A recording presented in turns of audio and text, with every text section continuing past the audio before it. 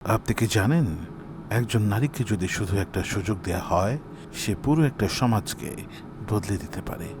চুয়াডাঙ্গার সীমান্তবর্তী উপজেলা জীবননগরের কিছু পরিবারের আশার আলো হয়ে এসেছে বসুন্ধরা ফাউন্ডেশন। অসহায় ও অসচ্ছল নারীদের স্বাবলম্বী করার লক্ষ্যে ৩ মাসের সেলাই প্রশিক্ষণ শেষে ২০ জন নারীর হাতে তুলে দেওয়া হয়েছে নতুন সেলাই মেশিন।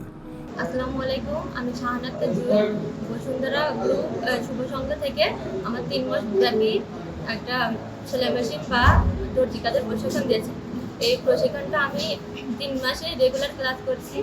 আর বিশেষ করে আমি সেলাই মেশিনের খুঁটিনাটি সহ অনেক কিছু জেনেছি।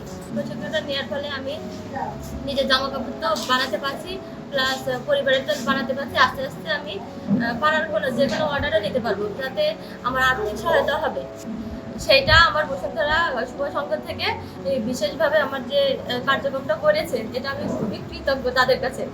বসুন্ধরা ফাউন্ডেশনের সহায়তায় বসুন্ধরা শুভ সংঘের এই পদক্ষেপ শুধু কয়েকজন নারীকে স্বাবলম্বী করার উদ্যোগ নয়, এটি এক মানবিক বিপ্লবের সূচনা।